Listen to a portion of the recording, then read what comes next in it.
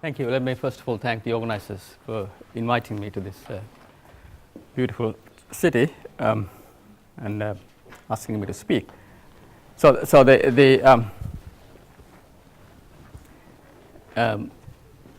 there's two parts to this talk. The CMC side is the latest work,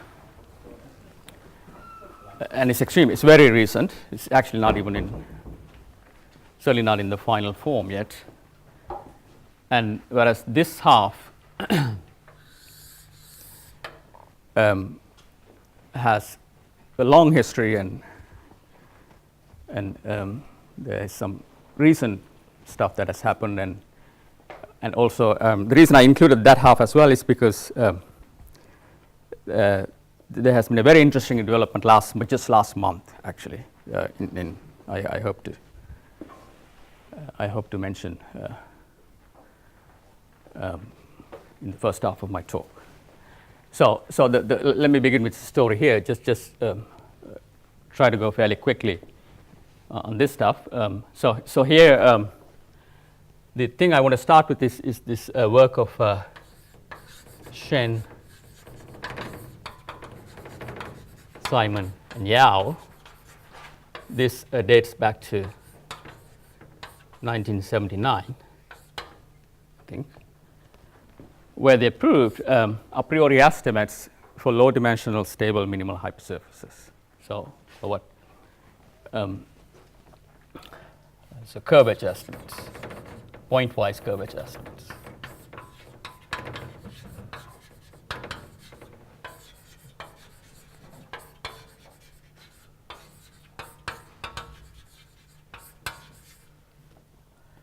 For smooth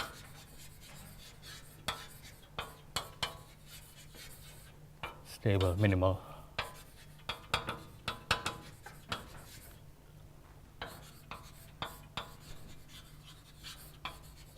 hypersurfaces with uniform mass bounds.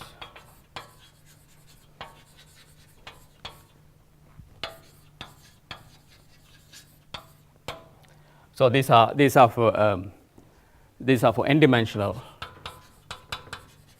hypersurfaces, and these are valid only when n is less or equal to phi.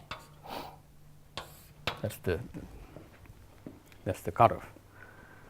But that's what they prove. So typical example is, they prove integral estimates as well in the process, and so the final result is somehow something like this. You have a ball, say the unit ball in Rn plus 1, and then you have one of these stable guys here, let's say M. So let's call this M, stable minimal hypersurface, and they prove that if the mass is so n-dimensional Hausdorff measure inside this ball has a fixed bound, then there is a curvature at the origin. Let's assume the origin is in M. Then the curvature, second fundamental form at the origin, norm is bounded by a fixed constant that depends on this lambda only. It's independent of the hypersurface. So it's a priori estimates. Assuming regularity, you have this estimate. That paper is extremely influential. The ideas have been used in many different contexts, and also the results have played a role in further development of the theory. Now, one consequence of this was Pitz's existence theorem. So using this, Pitz, let's call them Armgren-Pitz, because relying on Armgren's early work, in fact, strengthening Armgren's early work, Pitz gave a construction in a given Riemannian manifold, compact Riemannian manifold, gave a construction of a class of Würfels which satisfy certain properties, so that he could bring in this curvature estimates, these a priori estimates, to show regularity of those Würfels. So in the end result there was that in any given Riemannian manifold, so N a compact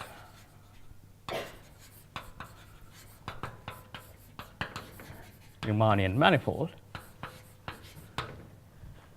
there exists a minimal, a smooth embedded, a smooth embedded minimal hypersurface.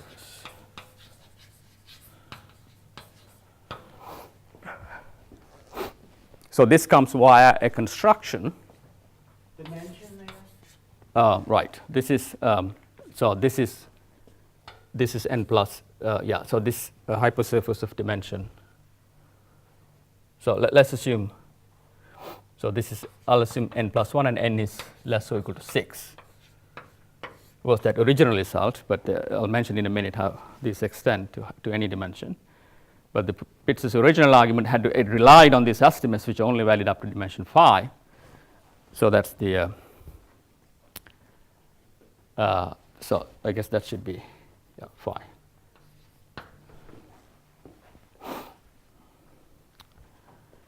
So now this came via, as I said, via construction, a min-max construction, rather difficult, a very clever, but involved and difficult construction.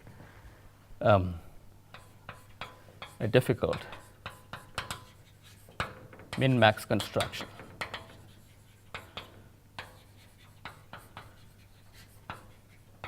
of variables. Stationary variables with a certain property that, of course, you can't find in arbitrary compact Riemannian manifolds. You are not going to ever be able to prove that there are stable ones. Certainly not minimizers and not even stable ones. Like ambient curvature has to satisfy certain properties. Like on the sphere, we can't find a stable minimal hypersurface. So there's no claim about stability of these guys. However, he was able to use the theory for stable hypersurfaces to do that. That's the point. Right. Now, and then, so this is around the same time, early maybe 80 or something like that. But then very shortly after, motivated by this existence construction, which actually is valid in any dimension. This variable construction is valid in any dimension. It's just the regularity was only up to dimension phi because if these were valid only up to dimension phi.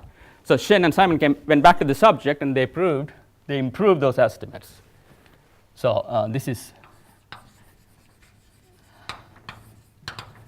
now Shen, Simon again, but now in 81. Showed that, in fact, regularity. So they considered a class. So now we are going to, if you consider all dimensions, obviously, there's examples known up to the time, Simon's cones, well-known singular examples. So you have to allow for that. Whatever theory you build, you're not going to be able to prove a pointwise curvature estimate. So what Shen and Simon proved is the following. So M stable minimal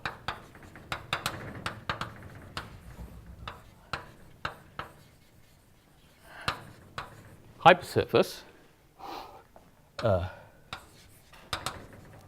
dimension n, and they assume that the singular set is somewhat small. So this was a key assumption in this theorem. N minus 2-dimensional Hausdorff measure of the singular set is 0. So you can think of it as a waterfall, but then very controlled singular set. It's low dimensional already, very, very small singular set to begin with. And then they prove that actually the singular set is smaller. Right? This implies that the Hausdorff dimension of the singular set is less or equal to n minus 7. So in particular, in dimensions up to 6, there are no singularities if you assume the singular set is somewhat small to begin with. And perhaps equally importantly, they proved a compactness result for the collection of such stable minimal hypersurfaces with a fixed mass bound. Right? Compactness.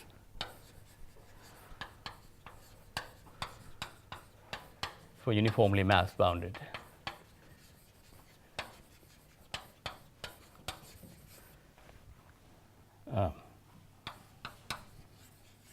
stable hypersurfaces.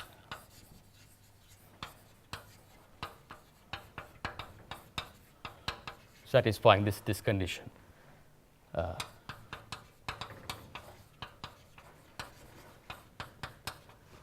So the sequential compactness in the topology, in the varifold topology, that's that. And that's, once you know the compactness results, then they went back in the same paper, they revisited Armgren-Pitts construction and actually showed that in fact these estimates imply, these compactness results imply regularity for these Armgren-Pitts varifolds up to a codimension 7 singular set. So the existence theory was completed by this work, and so these now imply existence of minimal hypersurfaces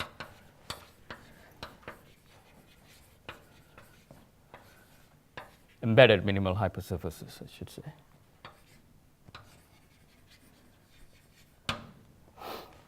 With singular set, dimension of the singular set less or equal to n minus 7. So this means that you are, so you check that you're embedded away from singular set. Mm-hmm. That's what it means. Away from the singular set is embedded, and yeah, that's what it means. The singular set is very low dimensional. So in particular, in dimension 6, actually these are smooth, but that wasn't covered by this theorem here because curvature estimates for some reason went not only up to dimension 5, pointwise curvature estimates. These pointwise curvature estimates hold for embedded minimal hypersurface of dimension 6 as a result of this work as well, actually. But the approach of Schoenstein Yau left that gap. That argument breaks down in dimension 6.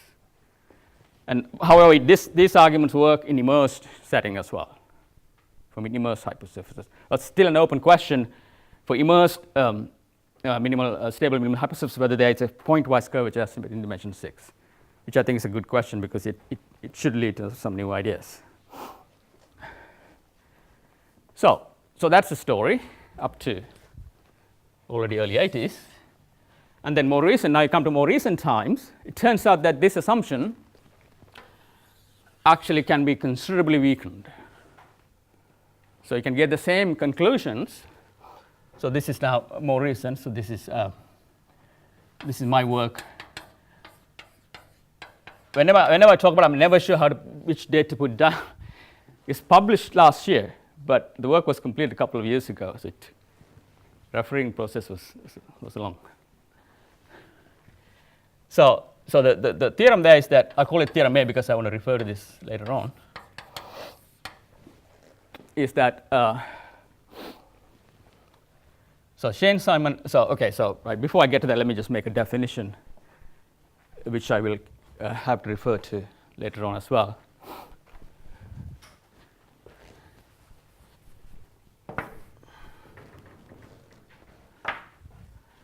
So definition. Now we're going to completely the varifold setting, right? No assumption on the size of the singular set. Just take any stationary varifold. For the definition, you don't even need stationarity. Just take an n-dimensional integral. So V, an n-dimensional integral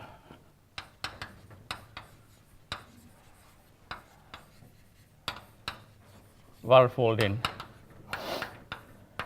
Rn plus 1. So the density function is integer valued. And what I'm going to define is what I'm going to call a certain type of singularities, what I'm going to call what I will call classical singularities. So a point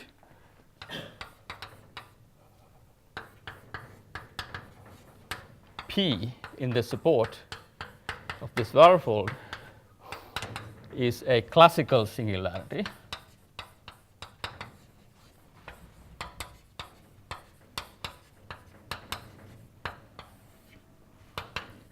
if there exists a sigma such that the support the entire support of the waterfall in a ball of radius sigma around the point P, this is an ambient ball, is the union, it's a finite union of 3 or more C1 alpha embedded hypersurfaces meeting only along a common boundary.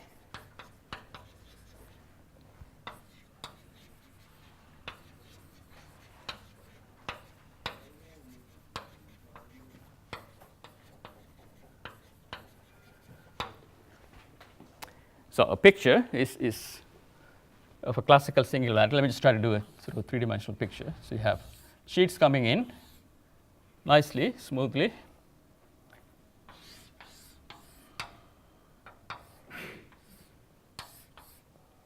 So there's a picture with 3 sheets. So this is what I mean. So point P here is a classical singularity. So if you look at profile, if you take a tangent cone at that point, that's going to be like that. Now, I didn't assume minimal, so therefore, in principle, I'm allowing this kind of cusp here in the definition, right? So I should really say transverse. That I don't want that. I don't want that to be a classical singularity. So I should insert the word transverse somewhere, meeting transversely. That's important.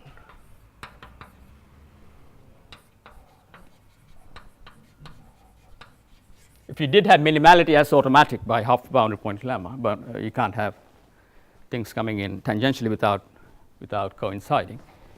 But for the definition, let's just ask them to be transverse. So every tangent cone is genuinely at least 3 half planes meeting along an axis.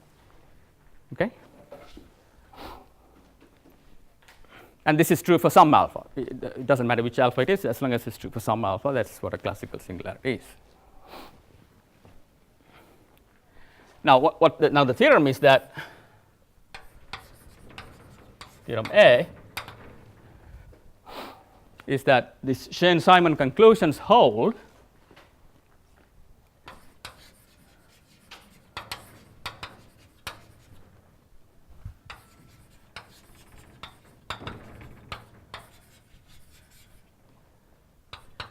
if V is for V, for integral variables V, for stationary integral variables V,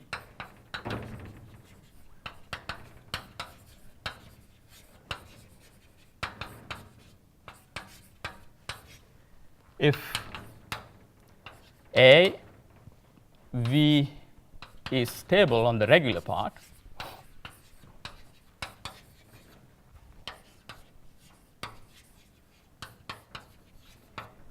and B, V has no classical singularities.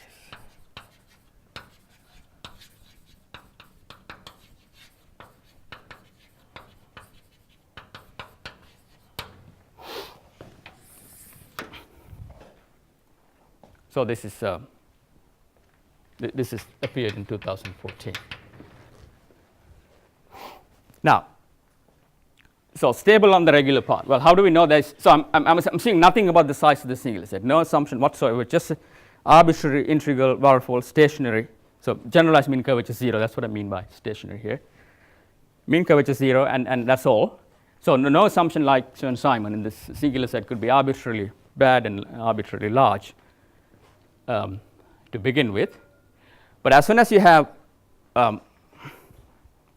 mean curvature 0, Allard regularity gives you some regular set somewhere. It's actually a dense set, but could be very small in measure. No control of the measure at all by Allard regularity. So you know that there's a regular part somewhere, which is by definition that's the embedded part of the support.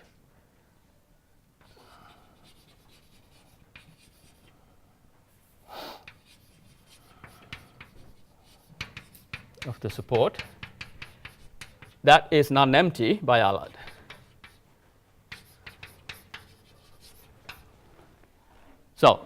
So there's some little region or some sort of a dense region, but possibly small in measure. And on that region, we do second variation. Stable here means, as always from the very beginning, means that the second variation with respect to ambient deformations is non-negative. So on that embedded part, you make normal perturbations along the normal directions by ambient vector fields, and then you assume that the second variation is non-negative. So it's a priori not clear how much information that is, because it could be on a very small set. But as soon as you rule out this one type of singularities, it rules out all other singularities up to a codimension 7 set. That's the content of the theorem. Right?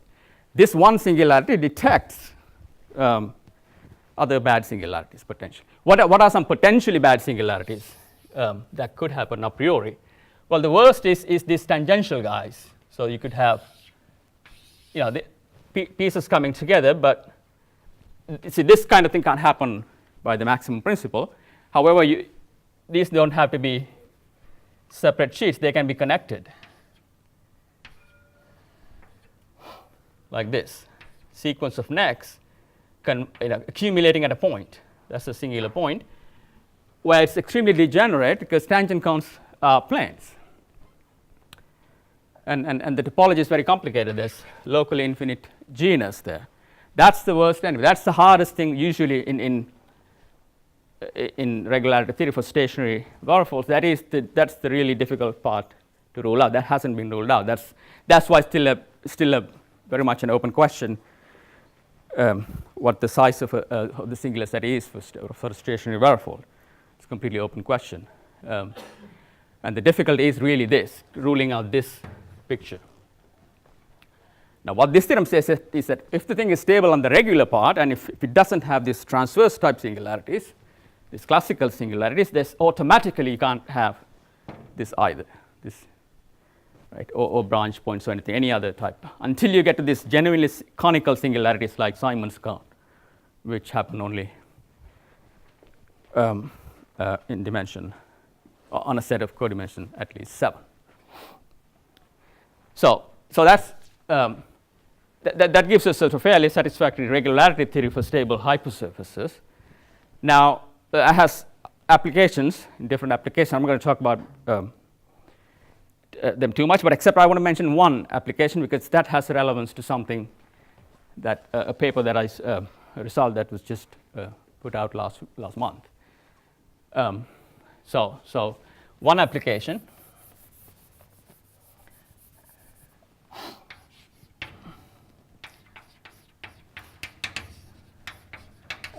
to a class of phase transition problems.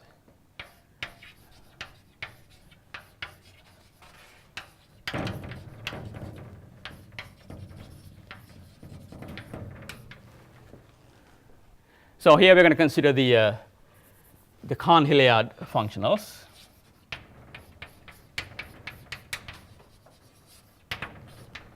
So these are, let's call them E epsilon. So epsilon is a small parameter.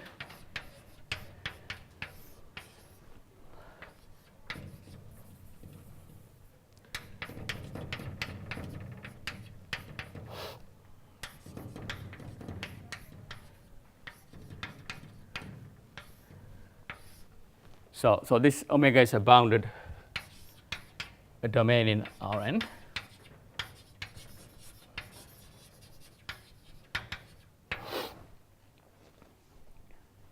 Or you could take a compact Riemannian manifold, and the theory actually extends.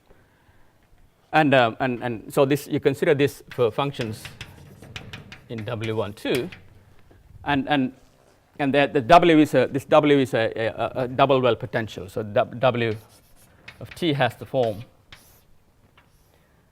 It has precisely two global minima. It's a non-negative function. Precisely two global minima at -1 and +1, and then one maximum somewhere in the middle. And these are non-degenerate minima, where the function is 0. So this is, for an example would be something like 1 minus t squared. It's a standard example.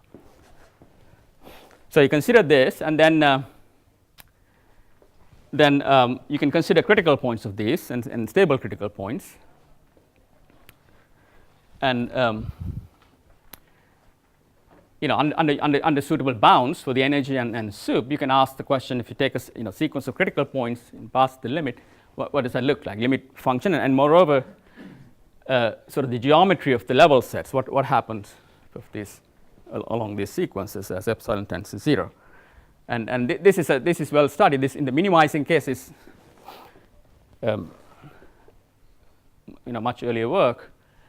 A lot has been done, and considering gamma convergence of these functionals. Modica, Sternberg, Kohn, very large number of people worked on this question. And the application of this theory is to actually stable settings. You consider stable critical points.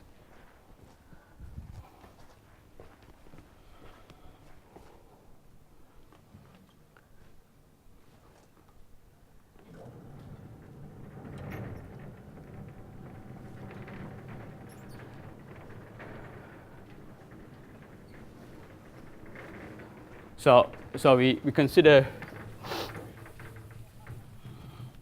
sequences epsilon j tending to 0, and then let's let uj be a stable critical points.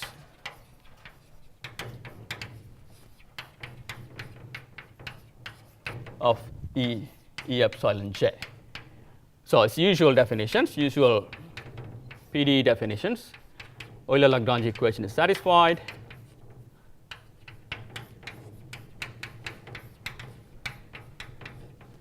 And the stability is usual second variation.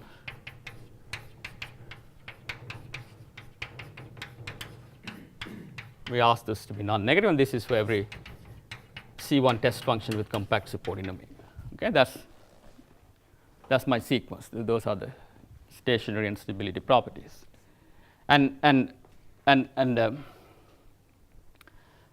So let's impose. So this is the first assumption, and then the second assumption is that you get good bounds. You need some bounds to pass the limit. So assume that you have sup bounds uj plus uniform energy bounds.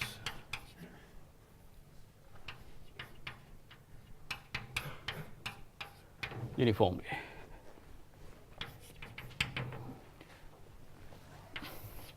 And a theorem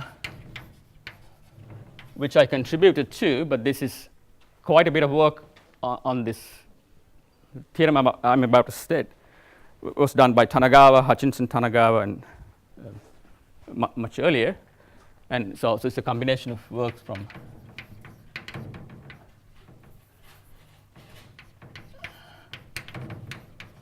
Hutchinson, Tanagawa,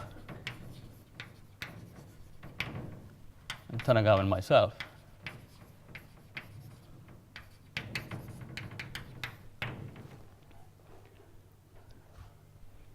So I think that this last paper was our paper was in 2012. So we applied a theorem that has a date 2014 in a result that it's a date in 2012.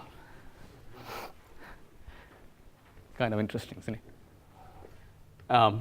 And the result is that under these assumptions,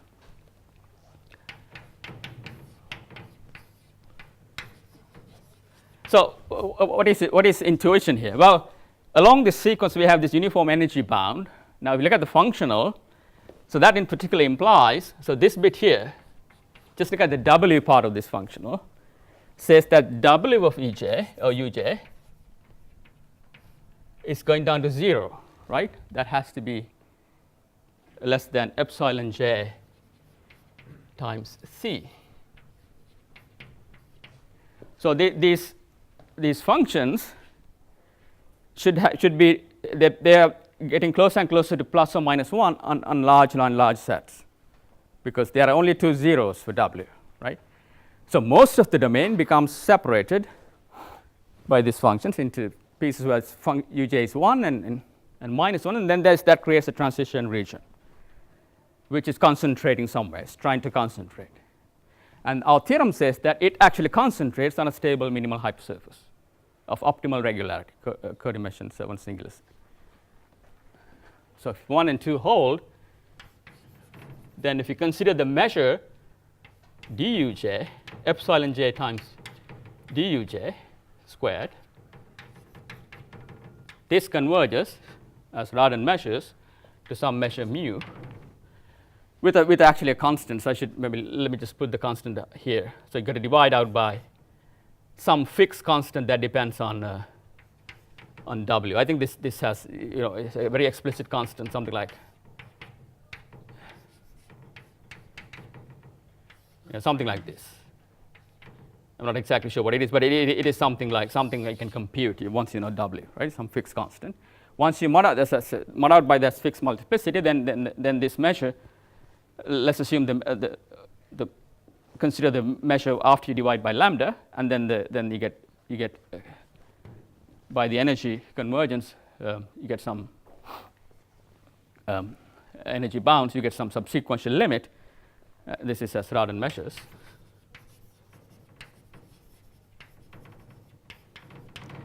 And then the claim is that the support of this measure is a stable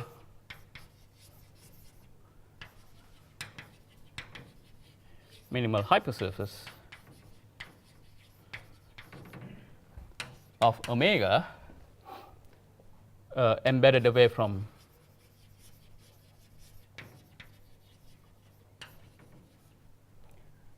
a singular set with dimension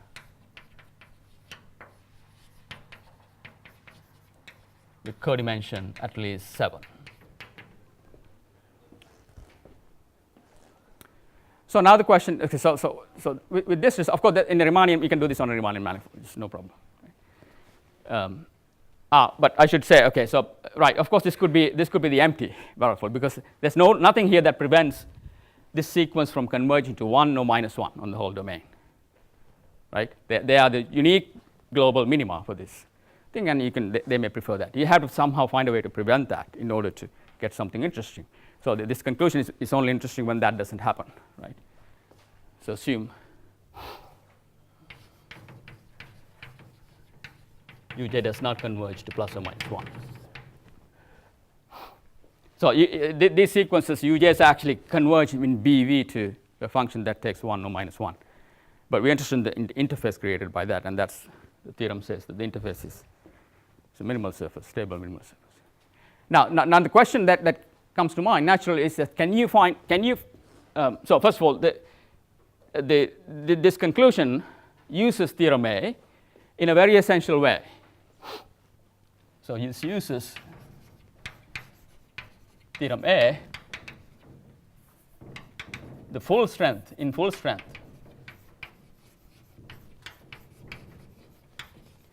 But what do I mean by full strength? Well, of course, there are easy corollaries of the theorem. That, for instance, if you know, in theorem A, if you assumed something like, if you're willing to assume some smallness of the singular set, but not as small as Schoen-Simon. For instance, you know, an assumption like Hn minus 1 sing v 0 suffices, because that automatically rules out classical singularities, right? Trivially, right? If there is a classical singularity, then there's a whole n minus 1 dimensional manifolds worth of classical singularities.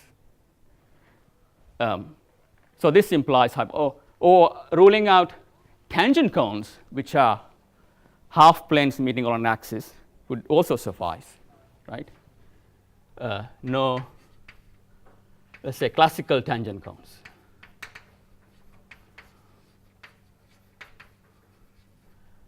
Either one of these will imply no classical singularities.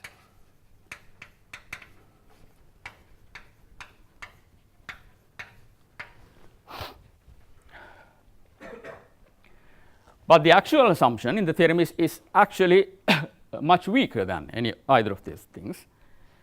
It's not an asymptotic condition, it's actually a condition on the whole structure of the manifold. What you have to rule out is a certain structure of the support, not anything about tangent cones.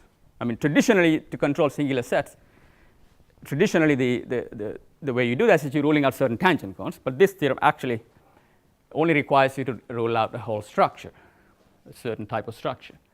Now, this was extremely crucial for the application in my theorem with Tanagawa, this full strength. Neither of these would have been enough, in fact, because there's going to be a certain set on which these level sets have concentration of curvature, and that set we didn't know anything except that it has a size small. Okay, so another further remark actually is that sorry,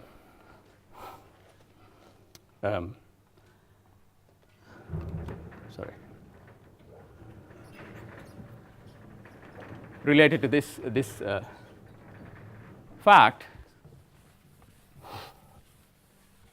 So even okay, now given this theorem, there's another way to weaken this assumption slightly. You might think it's kind of irrelevant, but it's actually also very crucial. So it's an important remark.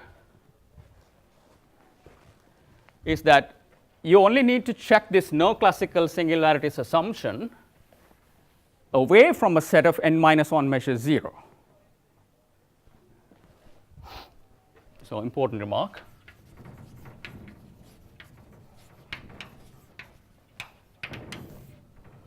To apply theorem A,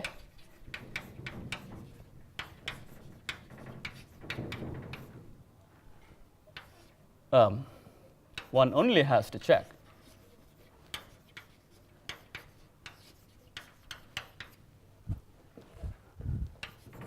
no classical singularities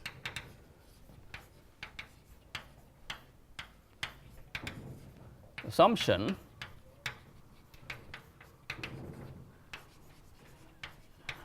away from any set, closed or not, doesn't matter.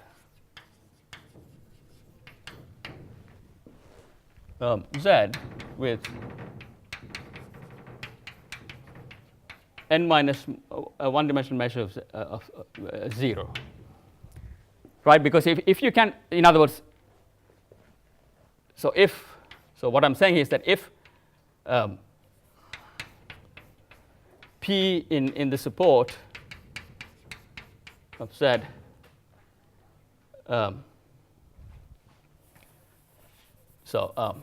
in other words, so so if no P in this complement of this set is a classical singularity,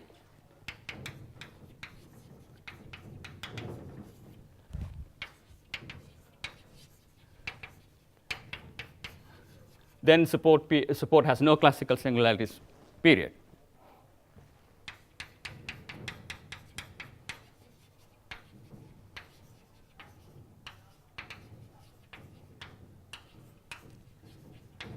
Anywhere, right? That's just trivial from the definition of classical singularity, but extremely useful for this application.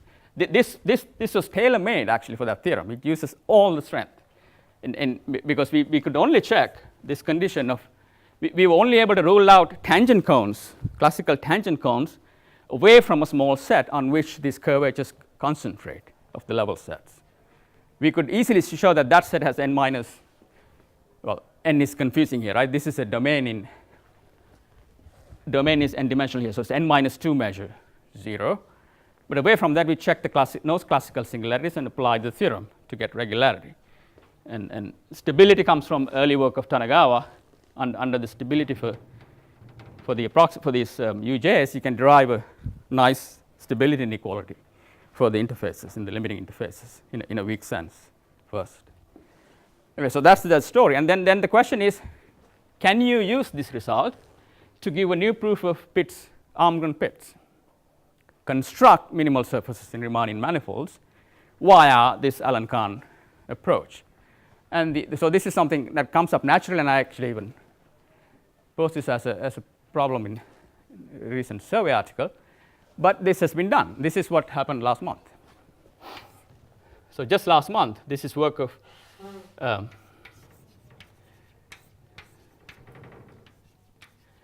Gorako, this very interesting work.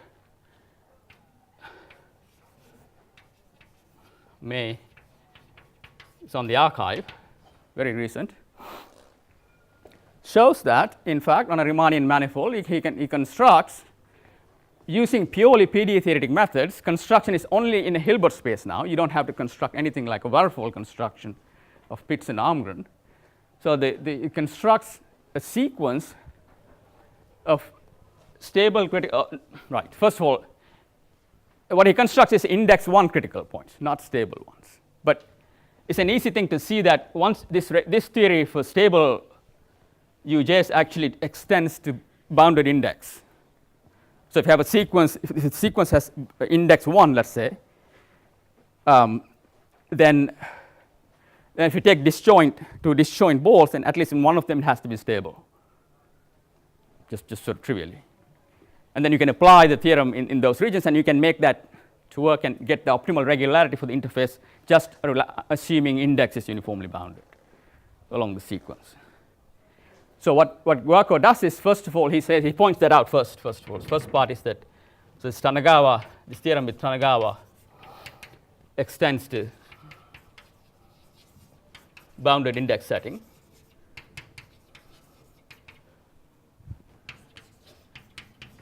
Of course, the limiting guy no longer is stable, but it gets optimal regularity still. Limiting interface is not stable, but regular, but has optimal regularity.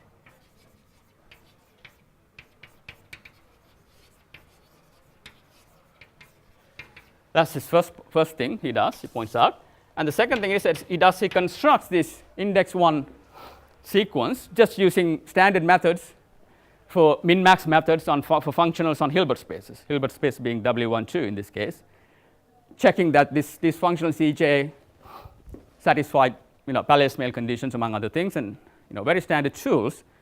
And also you need to control the energy in a suitable way from below, not just above, because to prevent the limit from becoming 0, prevent the function converging to plus or minus 1. So with good control on the energy, he gets the sequence.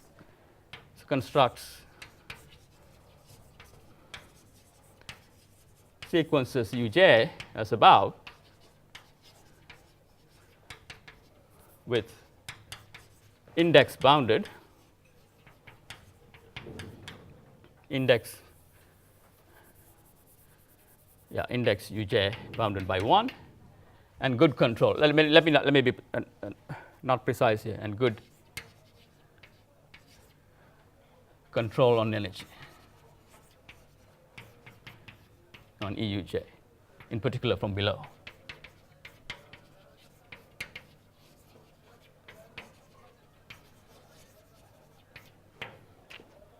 And then applies the first part of his result, which says that the index 1 critical points, if they do converge to something non-trivial, something has plus or minus 1 values, then the interface actually has optimal regularity. So this way you have proof of the existence, Almgren-Pitts existence itself, which completely bypasses the Varfold construction.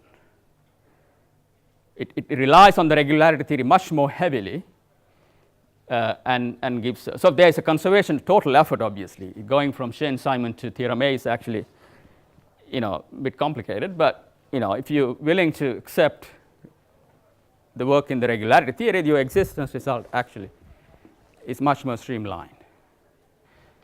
Right. Now, so this now comes my second part of my tutorial. I have 5 more minutes. 20 minutes left. Great. Yeah. Does he get the bound on the index? Very good question. He doesn't say anything like that. 15 minutes. All right, minutes go by very quickly. Quicker than I thought. No, I mean, he doesn't say anything. That's a good question. I haven't looked at this paper very, very carefully, I must say. But no mention as far as I could see. It's a short paper. In the second half of the paper, he gives a comparison with these hypersurfaces obtained this way, and also what you get from Almgren-Pitts construction. He gets area comparison and so on. But the getting this is like something like 10-15 pages to get into this result. But nothing about whether the index information transfers to the limiting hypersurface. That's an extremely interesting question to study.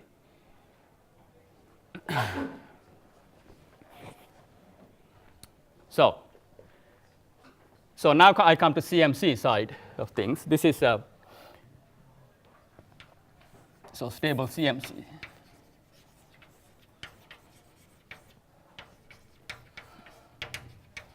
Setting. So everything I'm going to say from now on, every single word is joint work with Costante Bellatini.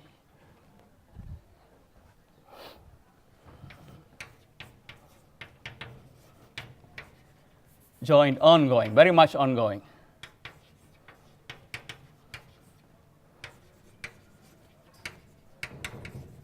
With Costante Bellatini.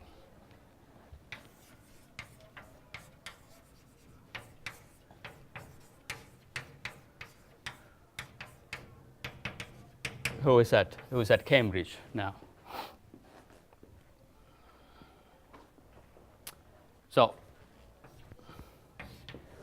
So let me define now a class of variables to which we have proven something. But like I said, this work is not complete yet. I decided to talk about this because there are so many experts of CMC here in the audience. So I thought that was a good place to talk about it.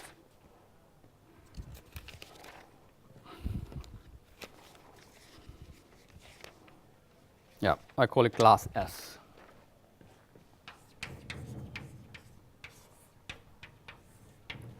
So this is going to be a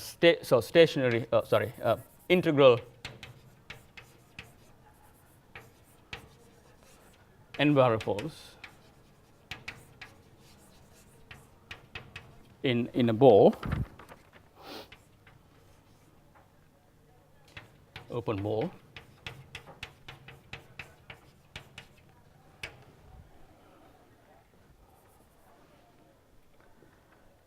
With mean curvature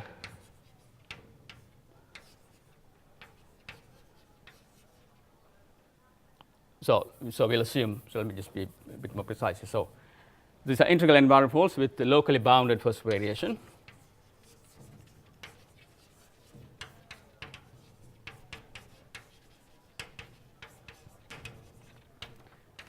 No boundary, no singular first variation.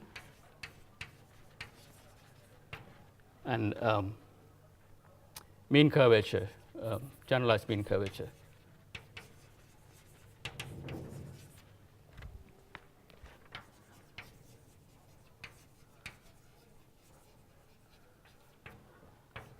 I'm just going to introduce a name for that, HV. Okay, that's a vector. That exists, it's a locally bounded first variation. So I don't have to define any of these things because we heard in very clear lecture of Ulrich's what these things mean. Right. So then I'm going to assume. So what I'm going to assume now? Assume that the length of this vector is constant. So I'm being very safe here because I think this can be relaxed to LP for p larger than n. Can likely be relaxed to HV in LP log for p larger than n. Now, once you have that, you get a C1 alpha regular part somewhere by Allard regularity. Okay, so then get C1 alpha regular part by Allard, but no control on the mesh, obviously, as I said, but no info on the size of the singular set. Well, that's fine. We'll live with that. Now, on this C1 alpha regular part, I'm going to assume first and second variation conditions, but this time deformations are restricted to volume preserving deformations. So we're going to get to the CMC setting somehow. So both for first and second variations on the regular part, we make volume preserving deformations and ask that the regular part be critical and stable relative to.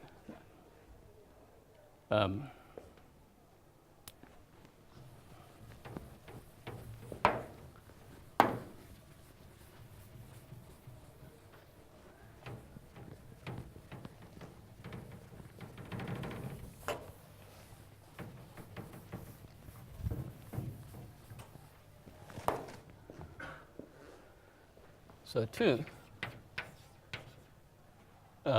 assume that the C1 alpha regular part is stationary and stable with respect to volume preserving deformations.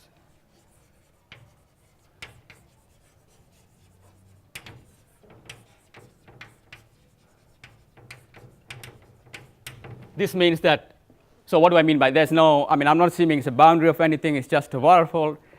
You know, there's no interior, exterior, stuff like that. What is the volume preserving thing mean? Well, we just adapt the definition. If you did have a smooth bounded set, volume preserving is very clear what it means. Interior volume is preserved, so when you make deformations, you have to make that the divergence 0, and then that gives you the condition that if you take a test function on the smooth part which has 0 average on the test function, and you can make normal deformations with that test function, right? That's our precise definition here. So for zeta compactly supported on this regular part with integral zeta 0, this is the new condition compared to the previous things I described where that was unconstrained, these deformations.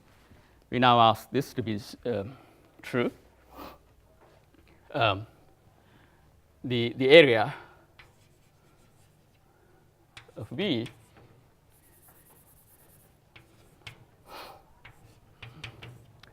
is stationary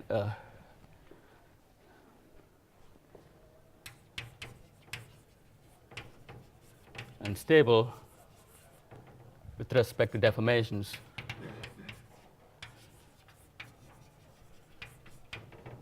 so infinitesimal deformations by mappings, say for instance this class of mappings phi t of x is x plus t times the zeta times nu, where nu is the choice of the unit normal. We are on the C1 alpha regular part, so everything makes sense. Nu has a meaning. You can choose whichever nu you want, but we're in the hypersurface case, so locally it has 1 or 2 possible values. So we may make these deformations. T small.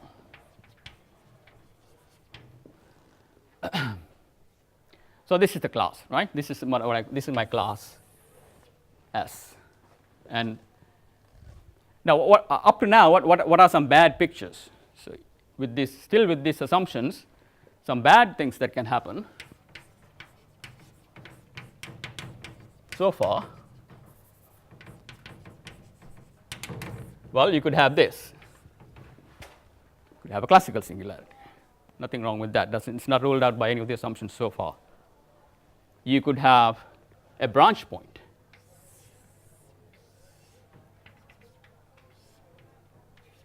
A point where there's a tangent plane which is flat, which is a plane, but it's not an immersed point. So this is something like, you should imagine something asymptotic to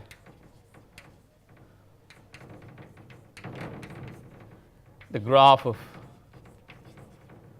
the real part of z to the 3/2, for instance, over the complex plane. That's not a minimal example, but you can construct, it's easy to construct things that are asymptotic and minimal and even stable minimal with that asymptotic behavior, so creating a branch point. That could happen. So these are both minimal examples, h equals 0 examples, but non-minimal but constant mean curvature in the sense I define with constant vector length equal to 1 is something like,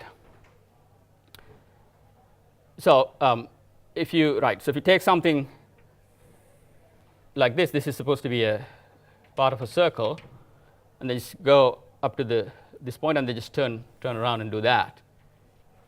This is circular. These are one-dimensional. This is a one-dimensional example.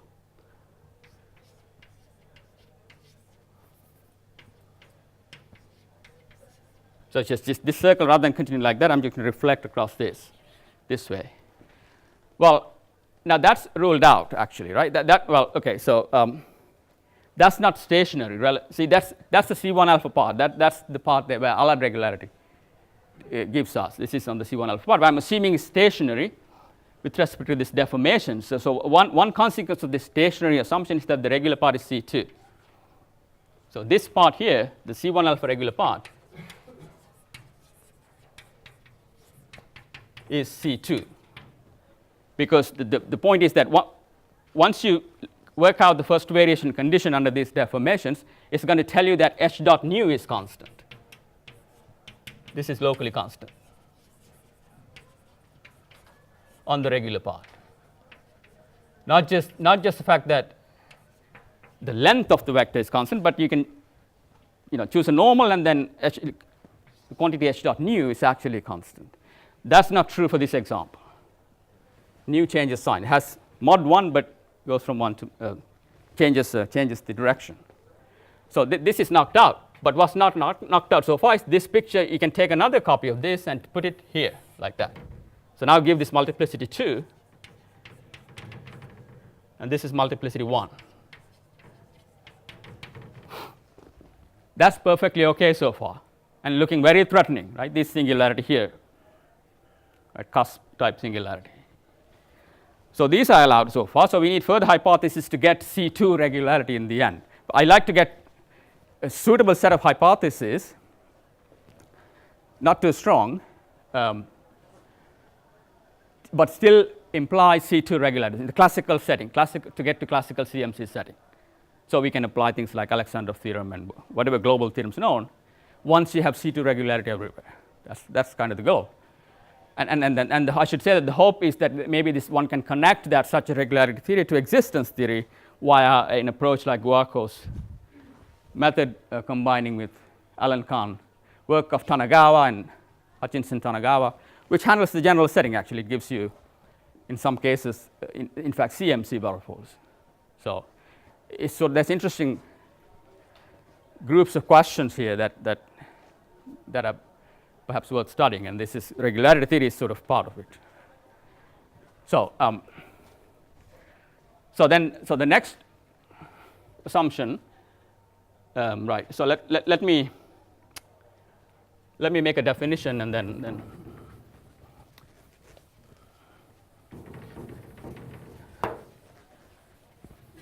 state a theorem before I stop.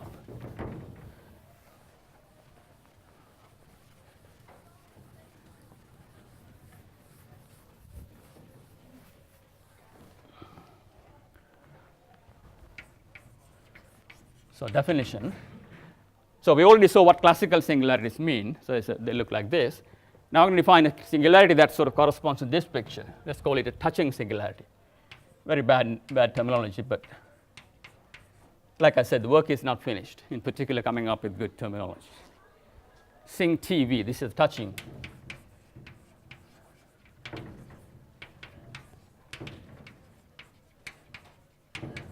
Singularity. And this is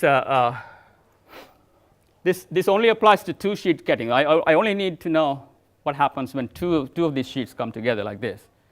So we assume for this, so P, this is a set of points.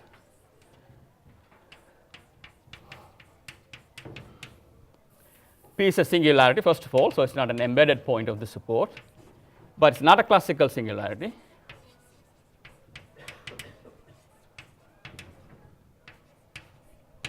So singularity, but not a classical singularity, such that there is a ball such that the Varfold restricted to this ball around P is the union of two C1 alpha graphs. So graph U1 plus graph U2. This notation is meant to be the multiplicity 1 Varfold associated to a graph. So this measure, this Varfold, actually is given by sum of two graphs. Of course, that's also restricted to the same ball. So I'm only looking at the part of this ball where U1, U2 are C1 alpha over some plane. So it's exactly like this picture. There's one graph, there's another graph, both C11 in this case, C11 graphs. And so that makes this a touching singularity. Notice that these are not singularities, right? They have high multiplicity, but they're regular part of the support.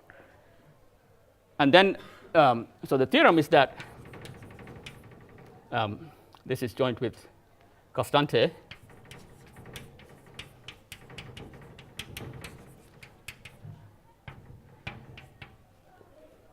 So first of all, we are in low dimensions, so n less or equal to 6. So far, this is what we've checked.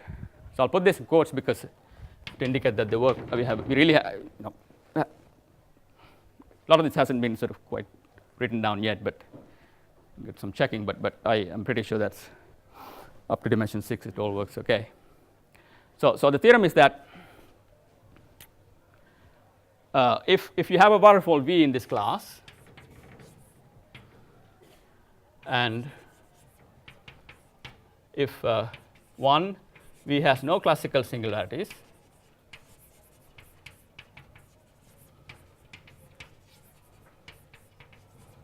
two, for each point P in this touching singular set, there is a ball such that so of course associated with touching singularity there's these two graphs U1 and U2, right? And the assumption here is that the set of points where U1 and U2 meet is actually has n dimensional measure 0.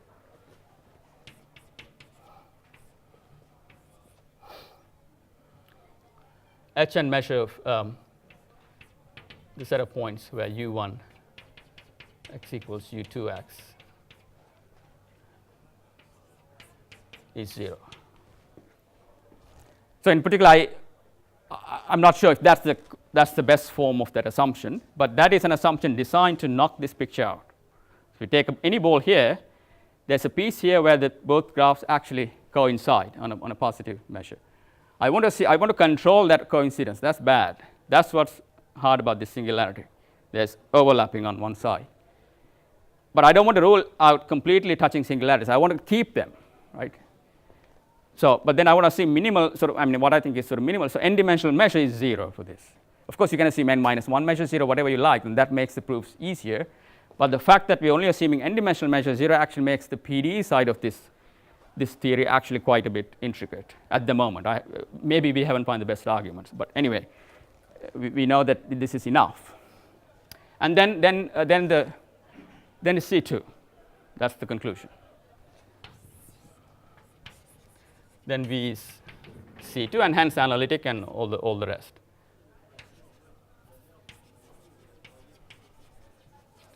Now I should say that by C2 I mean that I'm allowing two pieces to touch, right? You can have two spheres touching. What I'm saying is that it decomposes locally into two pieces at most, the support of V. Support of V is locally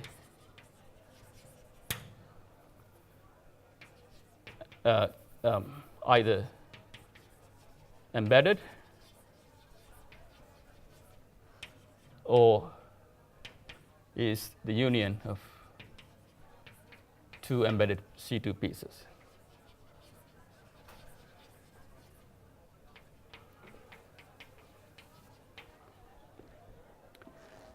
So that's the theorem. That's only valid up to dimension 6, although we believe it can be generalized. And of course, I have no time to do anything like to indicate the proof. But just to say very briefly, the idea is actually to 1 minute. Yes. Okay. Let me say what the main 3 steps are in the proof. The proof actually relies on this theory for stable minimal hypersurfaces. So rather than reinventing the wheel, we found a way to reduce it to Schoen-Simon. So in this low dimensions, Schoen-Simon-Yau in dimension up to 5, or Schoen-Simon dimension 6, pointwise curvature estimates. First of all, prove under regularity assumptions a priori estimates first. Then run the machine in theorem A